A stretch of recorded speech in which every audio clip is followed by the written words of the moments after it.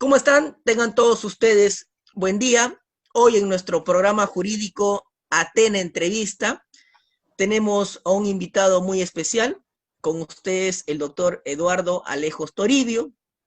Eduardo, él es investigador académico en ciencias penales, director ejecutivo del portal jurídico LP Pasión por el Derecho.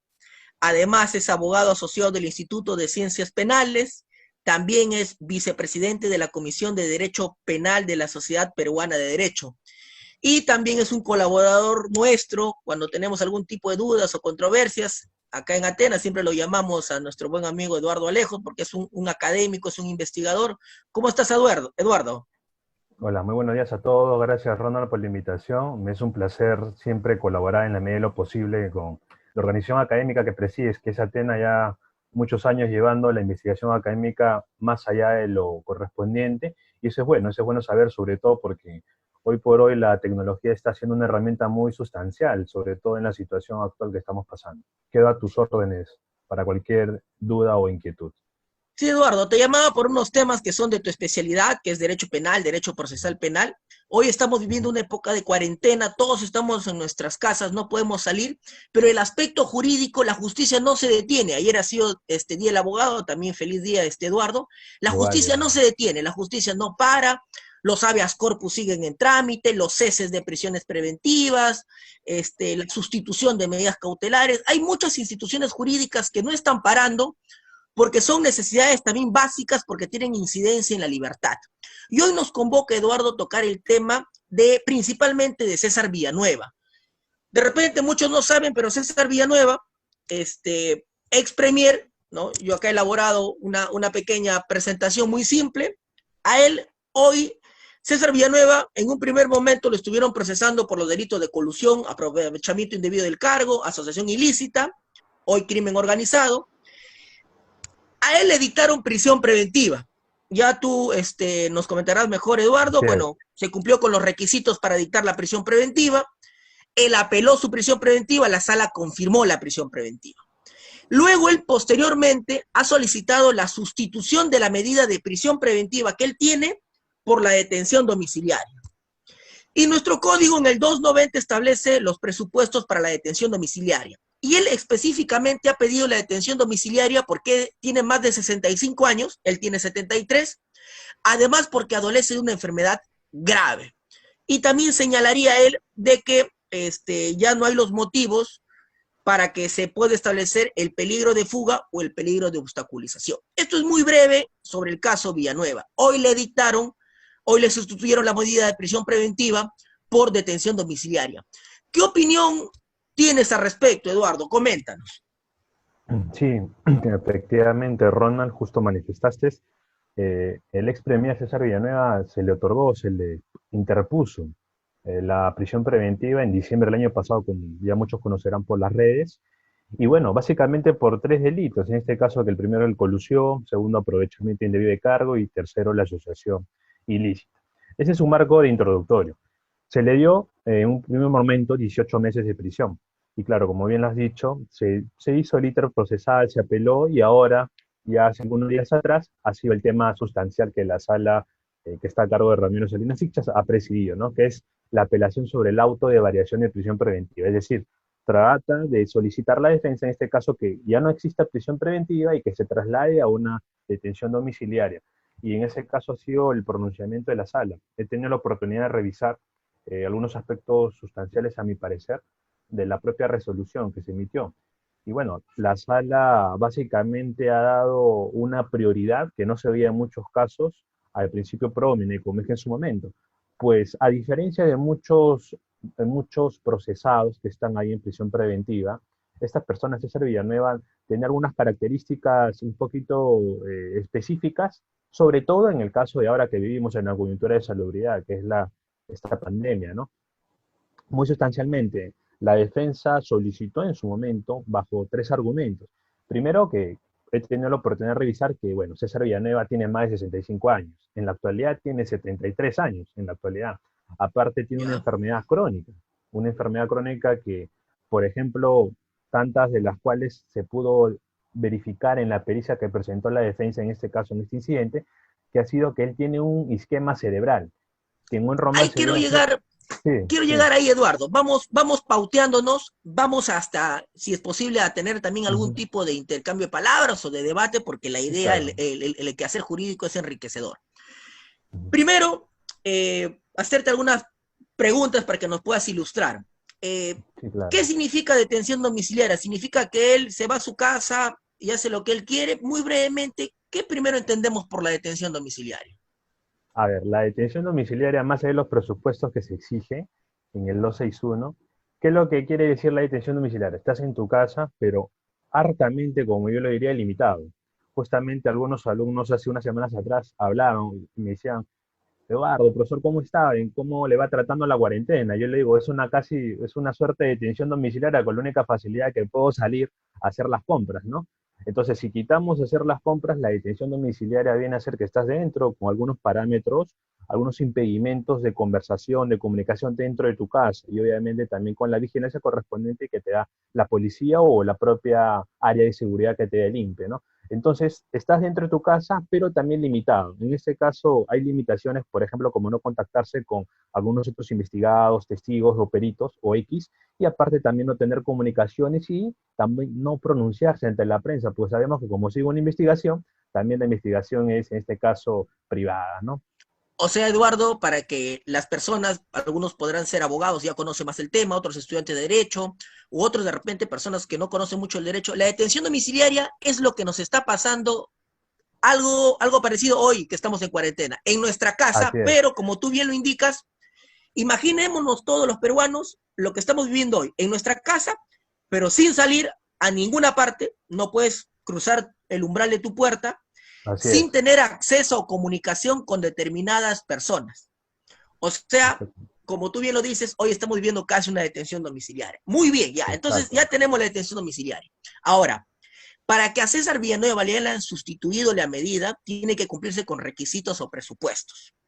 Sí, así es, así Primer es. presupuesto, primer presupuesto es de que los requisitos de la prisión preventiva en puridad se mantienen. Eso es lo que la gente debe tener claro, ¿no? Que eso no ha variado. Los requisitos para dictar Así la es. prisión preventiva, todos se mantienen como están. Eso él no los ha logrado desbaratar. ¿Es así eso, Eduardo? ¿O estoy equivocado en el análisis? En el caso concreto, según los presupuestos que pude analizar en la resolución de la sala, ¿qué es lo que se necesitaba? En principio era que existiera algún otro elemento adicional que pudiera verificar que efectivamente él necesita estar en su casa y no en la cárcel. En este caso fue una presentación de una pericia de médico donde se indicaba que tenía enfermedades severas, que era una persona que tenía un tratamiento y que por tanto era más proclive a que pueda ser contaminada si llegase esta pandemia a los centros carcelarios. Entonces, se analizó la situación, pero en un primer momento dijeron que no bastaba solamente con ese peritaje, en este caso con el informe médico legal, que decía que era una persona más de 73 años y con enfermedad crónica, sino que se necesitaba también evaluar un poquito el contexto. Y ese contexto adicional que ha evaluado hoy por hoy la sala ha sido tomar en consideración esta pandemia, que no descarta, no discrimina edad, porque en un primer momento, si me permites, Ronald, justo se decía que Claro. solamente las personas adultos mayores eran las que estaban más propensas a eso, pero sin embargo vemos en las redes, en los medios de comunicación, fuentes internacionales que mayormente los médicos especialistas en estos temas indican que ninguna persona, adulto mayor, joven o de otras características es indiferente. Entonces, le puede caer a esa persona, sobre todo, por lo que yo entiendo, a él, que es una persona con enfermedad crónica, adulto mayor, sería más proclive. Eso es lo que yo entiendo que ha dado un análisis adicional, un plus, más allá de la presentación del informe médico que solicitó en este caso la defensa. O sea, en el presente caso, César Villanueva tiene más de 65 años, como bien lo dices, tiene 73. Además, él ha presentado y se señala en la resolución unos certificados médicos donde él acredita que tendría una enfermedad grave. Entonces, hasta Así ahí, es. por así decirlo, se cumple con estos dos argumentos que él ha mencionado en su pedido de sustitución. Y has mencionado Así algo es. interesante, el tema de esta enfermedad del COVID-19. Ahora, yo te pregunto, porque así como él, muchos internos tienen más de 65 años, muchos internos pueden tener una enfermedad grave. Cabe aclarar que no es necesario tener la enfermedad grave. Los requisitos no son concurrentes, ¿verdad? Del artículo Así es, 290. así Basta que es. tú puedas tener uno de ellos. Y dentro de los requisitos, si me permiten un poquito también revisarlos y repasarlos, ahí están, Ujú. ¿no? Mayor de 65 años, no es necesario además adolecer de una enfermedad grave incurable. No, en este caso, él igual padecería una enfermedad grave. Así es. Además, sufrir grave incapacidad física permanente que afecte sensiblemente su capacidad de desplazamiento y además ser una madre gestante. Ante esto te pregunto, Eduardo, hay muchas personas en el penal que cumplen con algunos de estos presupuestos. Ellos también podrían ser pasibles de contagiarse con el COVID-19. Ellos también podrían presentar su pedido de sustitución de la detención, de la prisión preventiva por una detención domiciliaria. ¿Sería así de fácil? ¿Qué opinas tú al respecto? En sí, presentar en cualquier momento cualquier persona puede interponer esa citación, ¿no? Pues más allá de la defensa que tengan o no, sería lo más prioritario en este caso. Más allá de ello, digo, es una situación inaudita a nivel mundial. Entonces, puede presentar, claro que sí. La cuestión es Perfecto. que básicamente en qué contexto, pues tenemos en cuenta que ha habido un íter procesal en el caso de Villanueva que ha sido a partir recién hace 3 meses, desde diciembre. Hubo la apelación, hubo un proceso, pero ese proceso íter, por lo que yo tengo entendido conocimiento por las redes, los medios de comunicación, es que esta persona consecutivamente en las últimas semanas, antes que inicie el estado de emergencia que fue el 16 de marzo, días anteriores estaba viniendo un tratamiento ya crónico, por decirlo, sobre su enfermedad. Es decir, si bien es cierto, pueden haber muchas personas que tienen una enfermedad crónica, claro que sí, eso no digo que no, pero hay personas que están 3 4 años y pueden ser tratables. Hay personas que están más de 5 o 10 años y están siendo tratadas, encarceladas, lo sé. Pero en este caso, el tema de la prisión preventiva, como él es un proceso, es un procesado recluido y que además ha venido antes que él sepa, porque obviamente este tema originó en China, pero no creo que él justamente se haya enfermado a raíz de los acontecimientos en Claro. China. Entonces, justo la casualidad, si lo llamamos así, 2, 3 semanas antes, ha venido ya solicitando informes médicos porque su salud estaba de por vida. Y digo esto ¿por qué? Porque en el caso concreto, a diferencia de otras enfermedades crónicas, ¿qué es lo que sucede? A él en el informe médico le pone que tiene un isquema cerebral. Me estabas preguntando sobre el tema de la diferenciación que existe en el caso concreto de César Villanueva, ¿verdad? Que cualquiera puede Claro. interponer. Bueno, como dije en un principio, cualquier persona está libre para interponer en virtud a su defensa y según los plazos que pueda tener, porque no es que las personas puedan interponer habeas corpus cada rato, lo sé, pero en este caso sí es posible por el tema que estamos atravesando una pandemia.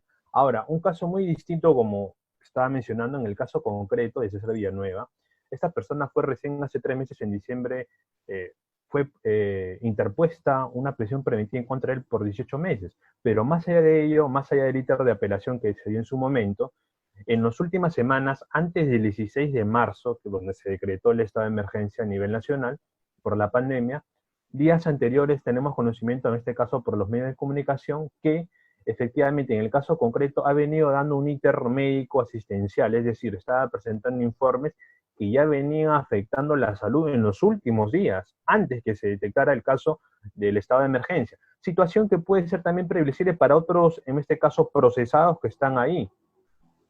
Pues a veces también tratan, no sé si es confusión, pero he tomado me he dado cuenta de que a veces quieren interponer habeas corpus, pero personas que están ahí ya recluidas, o sea, personas que tienen Claro. sentencia firme, que muy distinto es las personas que están procesadas, y también procesadas por qué caso, ¿no?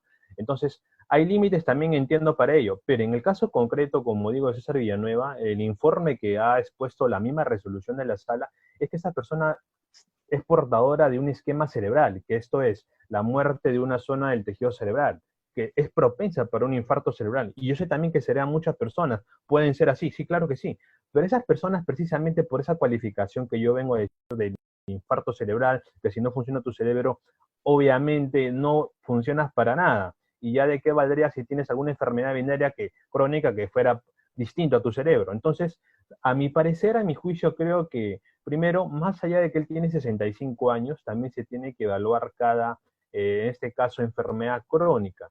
Y digo crónica, ¿por qué? Porque es distinto que te interpongan quizás 36 meses por una organización criminal, que te interpongan en este caso, como él han planteado, 18 meses. Pero en el caso en concreto, él también tiene un aneurisma cerebral, es decir, una protuberancia, una dilación de los vasos sanguíneos. Y también, aparte de ello, tiene una operación importante en la columna vertebral, o sea, está imposibilitado del todo, y esa imposibilidad, a mi criterio, dentro de un centro penitenciario como procesado, afectaría, pues no se va a poder de una otra manera sostener por sí solo, más allá de que pueda tener o no una enfermedad crónica. Y claro, Ahora, Alejos, ahí te interrumpo y de repente la gente diría, bueno, eso arroja el certificado médico, pero nada de eso tuvo César Villanueva para ir y reunirse con un fiscal.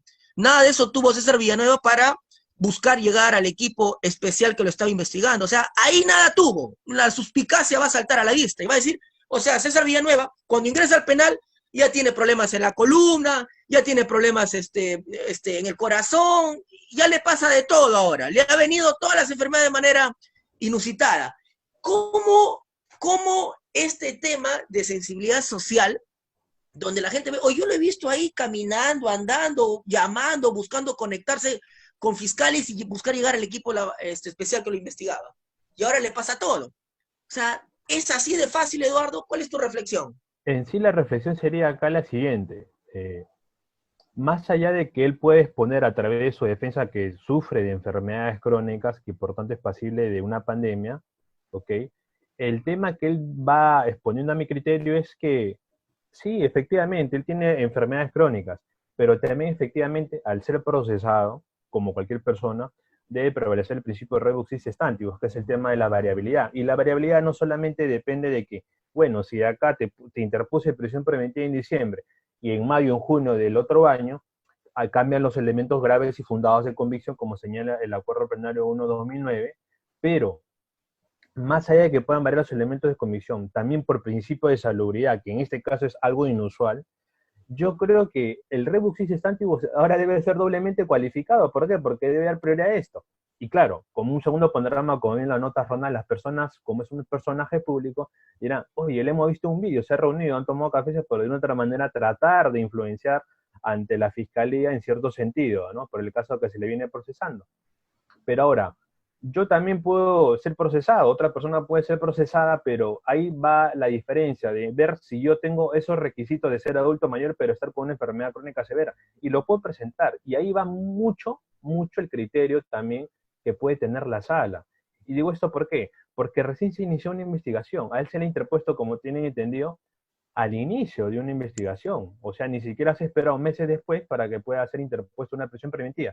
Entonces, si vamos a los barómetros, como yo lo llamo, de los estándares probatorios, que en este caso la prueba se da en juicio, pero también antes en la investigación se debe tomar como una sospecha, una posibilidad, luego una probabilidad, luego una certeza. Recién estamos iniciando y de mi punto de vista, al haber pasado casi 3, 4 meses aproximadamente, recién se tiene poco, sobre todo porque ahorita hay una para, tanto del aparato fiscal como el aparato judicial. Entonces, si tú lo permites a esta persona que se ha interpuesto al iniciar una investigación, prisión preventiva, está enferma, sucede lamentablemente esta pandemia que nos afecta a todos, y bueno, ahí tendría que verificar el criterio de los jueces para ver si él efectivamente ha tenido una enfermedad crónica de hace muchos años, o es que esa enfermedad crónica él lo podía sobrellevar, claro, en libertad. Porque hay vídeos que he visto en las redes sociales, en los medios de comunicación, que él se reúne efectivamente, hay grabaciones en algunos centros comensales, con otros fiscales, entiendo, pero también una cosa que tú estés libre con una enfermedad crónica y otra cosa que tú estés dentro. De repente se ha podido empeorar, de repente digo porque no estamos seguros, se ha podido empeorar dentro de la prisión, porque igual se ha procesado. Entonces, el rebus sic stantibus yo creo que ahí sí daría un criterio óptimo, y claro, eso ya queda el criterio Claro. propiamente de los vocales, ¿no? Has dado un criterio interesante que es que es difícil para algunos entender, pero como tú bien mencionas, las medidas cautelares tienen este principio de variabilidad y pueden cambiar en el tiempo. Y también es verdad de que él, antes de ingresar a prisión, sus males pudieron haber estado controlados. Y también es verdad que una vez Así estando es. dentro de prisión se pudo haber agravado su condición y eso ha generado una situación diferente. Eso es verdad, no puede ser y para eso están los médicos, para que puedan certificar si efectivamente ha sido así. El otro punto que yo quiero tocar contigo, Eduardo, que es un tema que a mí, leída la resolución, preocupado un poco, te confieso, Uh -huh. que es el siguiente. Como vimos, para dictar la detención domiciliaria, en el 290 en el inciso 2, como está ahí Así es. subrayado con amarillo, es que en todos los motivos previstos en el numeral anterior, o sea, cuando tenga más de 65 años, como es el caso de él, o cuando adolezca de enfermedad grave, la medida de detención domiciliaria está condicionada, dice, o sea, no basta que tenga más de 65 años para darle detención domiciliaria, o no basta que tenga una enfermedad grave, sino que dice que está condicionada a que el peligro de fuga o de obstaculización puede evitarse razonablemente, dice, con su imposición. O sea, te vas a tu casa, pero tiene que haber algún elemento que le haga creer al juez que el peligro de fuga o de obstaculización se puede evitar. Ante esa pregunta, la propia sala se responde, pues, ¿no? Se responde. Y dice, y lo dice textualmente la resolución, lo he transcrito textualmente, dice, el colegiado considera que la medida de detención domiciliaria se evitará razonablemente el peligro de fuga o de obstaculización, poniéndole algunas prohibiciones que establece la ley. O sea, lo que acá más o menos ha dicho la sala es, sí podemos evitar la obstaculización y el peligro de fuga con las restricciones que te voy a poner la ley, que señala la ley. Mi pregunta va, esta parte yo la verdad lo siento poco motivada. Tú has trabajado muchos temas de prueba en tu quehacer investigativo, has trabajado muchos temas de motivación. Esta parte de la resolución la siento muy floja, por decirlo menos. No sé si una motivación aparente, una insuficiente motivación, criterios que ya ha establecido el Tribunal Constitucional respecto a los estándares de motivación.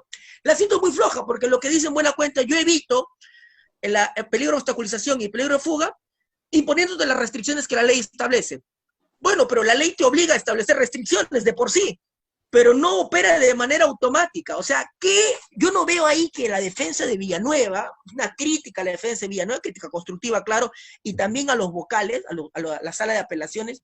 O sea, ¿cuál es el elemento de convicción que le hace presumir objetivamente que diga de que no va a obstaculizar o no va, no hay peligro de fuga? O sea, ¿cuál es el dato cierto? Si hubiese mencionado, por ejemplo, no se ha visto de que él anda en silla de ruedas ahora, bueno, no puede fugarse fácilmente, ¿no? O sea, datos así, ¿no?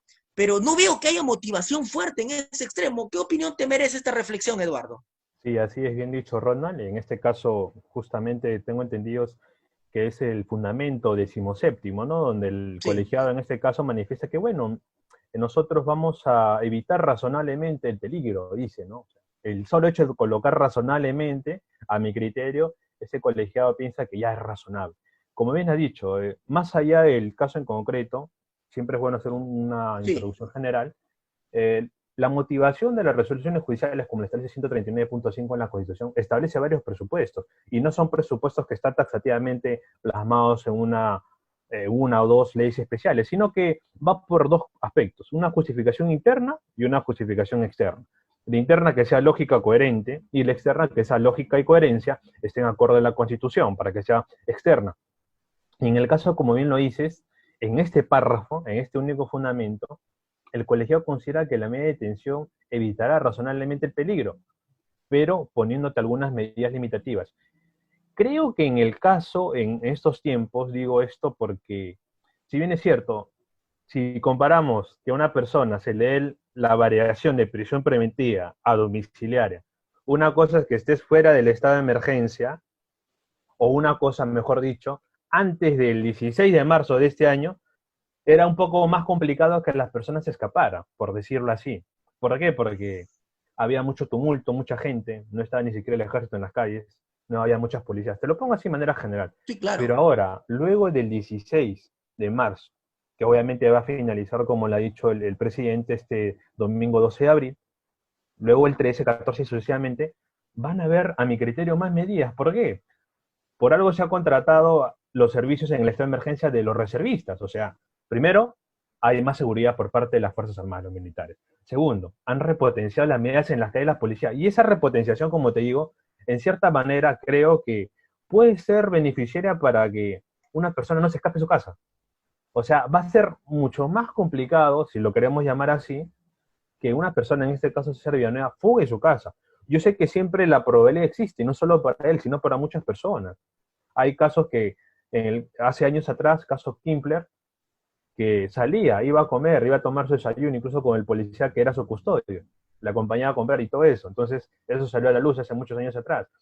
En el caso de Villanueva, yo creo que ahora en estos criterios que ha dado el estado de emergencia, yo tengo entendido que por lo menos hasta fin de año o meses después, la vía va a ser distinta, en el sentido de que van a haber más restricciones para las personas, sí, pero por ende también va a haber más medidas de seguridad. Y no solo para los infractores que desacatan el estado de emergencia, los parámetros que da la presidencia, sino que al ver más seguridad por parte de las Fuerzas Armadas y la policía, creo, a mi parecer, que le va a ser más complicado a una persona de 73 años que ya está imposibilitada de comunicarse con los peritos, algunos investigados, algunos testigos, y por tanto tener que involucrar a otras personas de poder que él en su momento ha podido controlar como primer ministro, ¿no? Claro, Entonces, Eduardo, mira, sí, ese esfuerzo de motivación que tú me das, que me parece absolutamente ujú, válido, atendible, analizable, no lo hace la sí, resolución. no lo hace. O sea, o sea, tú perfectamente, con tu criterio, con tu conocimiento, estableces, mira, tengo esto, tengo restricciones, el ejército está en las calles, la gente no puede salir, etcétera, pero uno lee la resolución y los jueces deben responder por su resolución. Entonces, y en su resolución no dice nada de eso. Y eso a los ojos de la comunidad jurídica, nosotros somos abogados, Ujú, litigamos, donde nos esforzamos en motivar. Entonces, y esa resolución carece de esa debida motivación. sí, Entonces, ahí es has tocado. donde también va la preocupación Ujú. de los justiciables, donde dice, oye, mira, a él cómo saltan a la garrocha esta motivación. ¿No es así? Sí, exacto. Justamente era un punto que, bueno, no lo has traído muy bien la reflexión. Vulnera las funciones de la motivación, las tres funciones. En principio había dos funciones, que era la función endoprocesal y la extraprocesal. Y hay un criterio ya aceptable en la doctrina que señala que más allá de esas dos funciones hay una tercera, que es la función preventiva de la motivación. ¿Y en qué quiere decir con esto? Es que acá hay un párrafo, un fundamento, que dice que es razonable darle libertad, o perdón, en este caso trasladarlo a su domicilio, pero sin dar mayor fundamentación alguna. Entonces yo creo que está vulnerando el tema de la función endoprocesal, pues la coherencia, la logicidad que existe no está plasmada en lo que se ha querido decir del todo. Pues no es solamente explicar, o sea, yo puedo explicar, Eduardo Alejos mató a otra persona, sí, lo maté porque por los celos, lo maté, sí, claro, estoy explicando que le he matado por los celos, pero es justificable, es razonable matar por los celos, obviamente que no. Y en el caso concreto, si bien me está explicando que para ellos su criterio del colegio es razonable, pero esa razonabilidad no basta que me lo digas en un título, es razonable, sino explicarme por qué sería razonable, por qué me fundamentaría estas limitaciones que yo lo hago y desarrollarlo. De una otra manera es un caso mediático, queramos o no, entonces yo creo que ha podido tener alguna incidente adicional, ha tenido que reforzar esa motivación. Es una motivación no quizás del todo aparente, pero es un poquito lata, un poco vaga en el sentido de que solo te dice que es razonable y punto, pero no te dice por qué sería tres, cuatro, al menos unos dos criterios de por qué esa razonabilidad es válida, ¿no? Pues tenemos en cuenta que en este caso el colegiado también tiene que tener en cuenta algunos precedentes similares que han podido tomar algunos funcionarios públicos. Un caso, por ejemplo, de él ha sido lo que sucedió hace unos años atrás con el caso de PPK, que sí hubo la variación por criterios Claro. también de salud, pero más allá de ello, a mi criterio, hubiera sucedido mejor que estas personas, en este caso, hayan podido justificar de una mejor manera, ¿no? No solamente basta un párrafo, no solamente me basta el introductor, el introductorio, los antecedentes, porque eso ya lo sabemos, sino que Claro. motivarme por qué, ¿no? Entonces, si he utilizado 27 hojas para hacer esa resolución como sala, mínimamente más del 50% hubiera desarrollado a mi criterio por qué sería razonable tal y tal y tal medida, y no basarme como en este caso, yo lo veo así, es un tema de costumbre judicial, jurisdiccional, pero siempre colocan la introducción que ya sabemos, los argumentos de la defensa que ya sabemos, los argumentos que refutan el Ministerio Público de la Defensa que ya sabemos, más han desarrollado, más han ahondado ahí, que dar tres, cuatro párrafos sobre esta justificación que a ellos creen que está bien desarrollada, ¿no? Sí, pues Eduardo, bueno, la idea de estas conversaciones jurídicas o de estas entrevistas es eso, ¿no? Entrar al análisis, de repente a veces profundo, a veces detallado, a veces crítico o a veces también de resaltar lo bueno, lo positivo. Uh -huh, Este, que de repente coincidimos en algunas cosas. uh Creo -huh, que los dos presupuestos se cumplen con el caso específico de César Villanueva, más de 65 años y enfermedad uh grave, -huh. que, bueno, ahí está al final, hay un informe médico, pero coincidimos que lo último de evitar razonablemente riesgo de fuga o de obstaculización, ahí es donde la sala de apelaciones no ha entrado a un análisis detallado de las cosas, pero además ya es una decisión dada, es bueno la crítica para enriquecer el conocimiento jurídico. Algunas reflexiones finales que quieras decirnos, Eduardo, y también decirles a todas las personas que nos están viendo, si alguno de ellos quisiera las diapositivas que acá estamos presentando, nos manda su número de teléfono nada más y por WhatsApp o nos escriben al WhatsApp de Atena y también nosotros por WhatsApp le podemos enviar esa u otra información adicional. ¿Qué reflexión final nos quieres decir, Eduardo? A ver, la reflexión final, más allá del tema de coyuntura que estamos viviendo de salubridad, que en un primer momento es viable para muchas personas que están recluidas, pero todos los derechos tienen límites, ¿no? Así como todas las normativas tienen límites, no derechos absolutos. Y en este caso, la libertad que viene César Villanueva siendo procesado, restringiendo su libertad, sabemos, pero también esa generación de libertad que te da la judicatura debe ser llevada bien a cabo, como bien lo ha dicho Ronald, no solamente basta etiquetar que es razonablemente y punto, sino decir por qué medidas o por qué las medidas que nuestro colegiado crea bien deben, en este caso, funcionar.